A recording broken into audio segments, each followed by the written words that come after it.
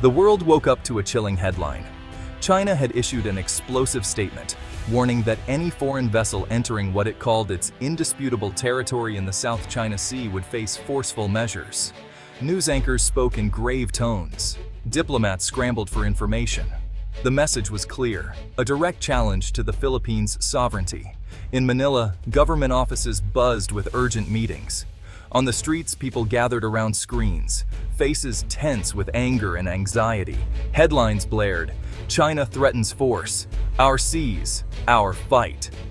The statement ignited a firestorm of global concern, but for Filipinos, it was a personal threat. The timing was calculated, just as the Philippines prepared to bolster maritime patrols in the West Philippine Sea. International analysts debated. Was this a prelude to conflict or aggressive posturing? For millions of Filipinos, the concern was immediate: fishermen, families, and food security.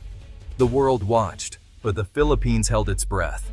Beijing's words were more than rhetoric. They challenged the international order. Shockwaves rippled through global capitals, forcing nations to reconsider alliances. For the Philippines, a champion of peaceful, rules-based approaches, it was a moment of truth. The government faced immense pressure to respond, decisively yet cautiously. The world waited to see how this small nation would stand up to a superpower. The crisis had begun, centered on the vast, blue expanse of the West Philippine Sea. To understand this crisis, you must understand the 9-dash line, China's sweeping claim over almost the entire South China Sea, overlapping the Philippines' exclusive economic zone. This claim has no basis in modern international law, yet China enforces it with patrols and militarized artificial islands. Filipino fishermen now face harassment, blocked by Chinese vessels, their livelihoods threatened. The West Philippine Sea, within the Philippines' easy under Un Cielos, is a right, not a claim.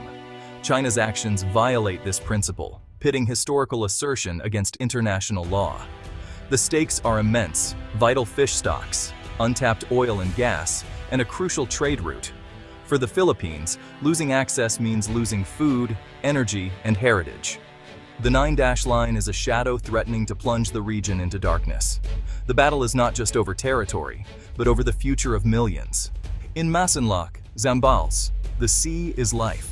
For generations, fishermen sailed to Scarborough Shoal, Panatag Shoal, within the Philippines' EEZ. It was a communal fishing ground, a source of abundance and pride. Everything changed in 2012, when China seized control after a tense standoff. Chinese Coast Guard vessels now block the entrance, sometimes allowing Filipinos to fish at the periphery, often chasing them away with water cannons. Their small wooden boats are no match for steel-hulled Chinese ships. Mang Roberto, a veteran fisherman, remembers when a single trip could feed his family for weeks. Now, he's forced to fish closer to shore for less. "They took our livelihood," he says. "That shoal is ours. Our grandfathers fished there. Now we're treated like thieves in our own home." The impact is more than economic. It's psychological. Pride has turned to helplessness. Every trip is a gamble. Will they find fish? Will they be chased away? Will they come home at all? The sea, once a symbol of freedom, now means uncertainty and fear. The community's legacy is at risk. The struggle of Masinloc's fishermen is the struggle of a nation. The Filipino spirit is forged in struggle, centuries of colonial rule, occupation, and war. Resilience and the fight for sovereignty are woven into the nation's identity. From revolts against Spain to guerrilla warfare in World War II, Filipinos have learned to stand up to powerful adversaries. The spirit of bayanihan, communal unity, has seen them through disasters and hardship. Today, that same spirit faces the challenge in the West Philippine Sea. Heroes like Jose Rizal and Andres Bonifacio inspire patriotism and the defense of national honor. When fishermen are harassed, Filipinos see echoes of past struggles for freedom. The adversary may be different, but the core issue remains: the right to determine their own destiny. Sovereignty must be defended by every generation. For the Philippines, this is about dignity, not just resources. In Palawan's fishing villages, the crisis is a daily reality: empty nets, hunger, and fear. Fishermen like Meng Lito once thrived in the Spratlys, but Chinese maritime militia now crowd them out. Trips that once brought prosperity now barely break even.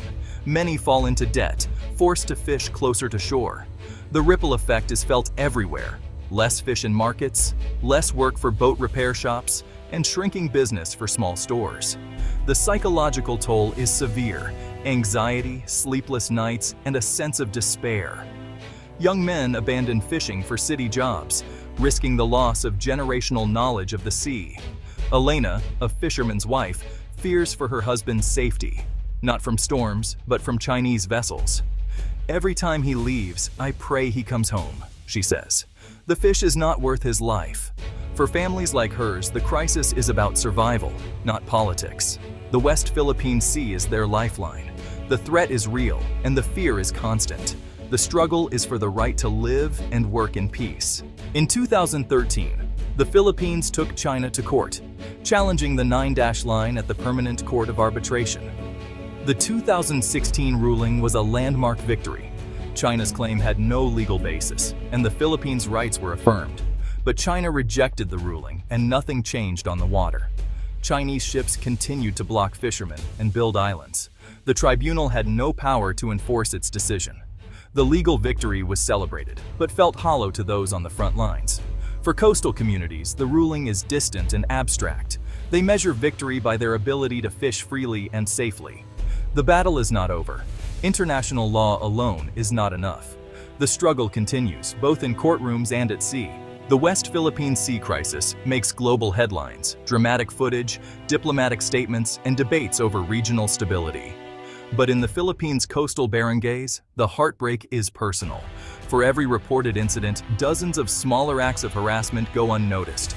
Boats shadowed, lines cut, warnings blared. The disconnect between global perspective and local reality is vast.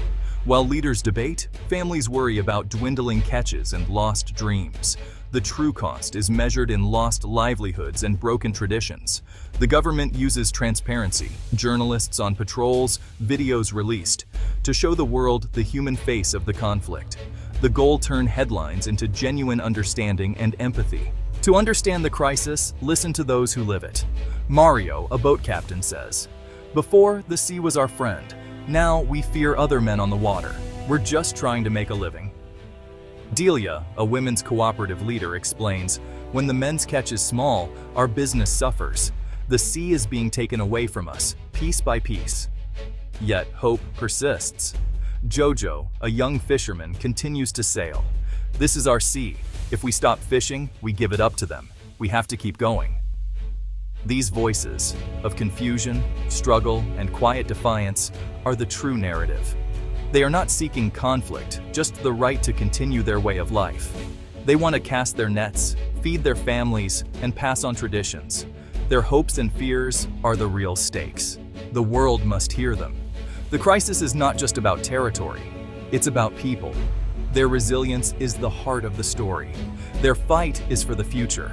Under pressure, the Philippines has chosen dignity, relying on international law and transparency, not aggression. The government documents every incident, files diplomatic protests, and publicizes evidence of Chinese actions. Journalists join patrols, exposing the truth to the world. This assertive transparency transforms the conflict, rallying international support. The response reflects the national character, fighting with cameras and words, not cannons. The Philippines stands for the principle that all nations are equal under the law.